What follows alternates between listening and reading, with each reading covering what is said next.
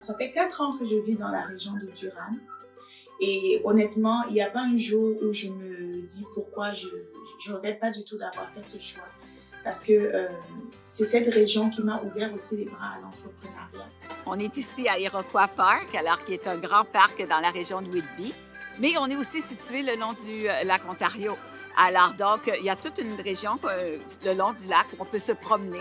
Alors, on appelle ça le Waterfront Park. Alors donc, et à Whitby, et à Bowmanville, et à Newcastle, et à Ajax, et Pickering, partout sur le bord de l'eau, il y a des parcs. Il y a beaucoup de parcs qui ont aussi des parcs d'eau à l'intérieur. Alors l'été, les jeunes peuvent aller là.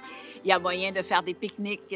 C'est tout équipé pour faire avec des barbecues et autres. Alors, ce qui nous intéresse à Durham, si quelqu'un veut venir s'installer à Durham, c'est l'accessibilité déjà des logements par rapport à la grande métropole qui est à côté. Il y a la présence des écoles francophones, on en a beaucoup dans la zone de Durham. On a les services sont là. Les transports sont faciles pour celui même qui travaille à Toronto. C'est plus facile de travailler à Toronto vivant à Durham parce que c'est très proche. On a aussi de l'emploi. On a beaucoup d'emplois qui se créent dans Durham. Il y a des emplois, mais il y en a beaucoup qui se créent aussi dans des domaines variés, le commerce, l'entrepreneuriat, l'enseignement, tous ces domaines-là, il y a beaucoup de ressources. On a beaucoup de communautés francophones qui sont là aussi. Ça permet aussi de ne pas être seul. Ce qui nous a attirés aussi à Durham, ça je parle il y a 4 ans, le coût des maisons, évidemment, qui était quand même accessible et abordable pour des familles. Et je pense que ça reste encore quand même une région accessible en termes de logement. Et quand je compare aussi à la qualité de vie, je ne regrette pas du tout de vivre ici. Pour ce qui est des services ici dans la région, à part des écoles, à part de l'Église, on a aussi des activités. Alors, il y a 2 organismes francophones qui sont très importants dans la région. Le COFRD, le Conseil des organismes francophones de la région de Durham, qui organise des activités pour tous les gens, pour les adultes, les personnes âgées, les enfants.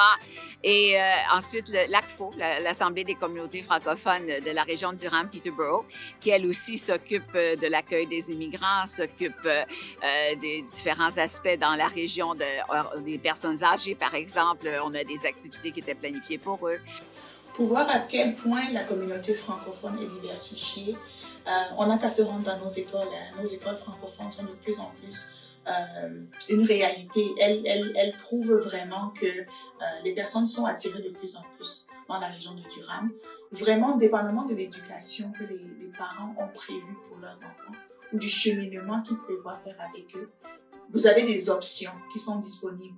Mais sachez que d'office, vos enfants vont être bilingues parce qu'ils sont exposés à l'anglais en dehors de l'école. Donc, ça se fait naturellement. Les enfants parlent anglais, parlent français sans problème. Les entrepreneurs francophones qui m'écoutaient, n'hésitez pas à considérer cette région.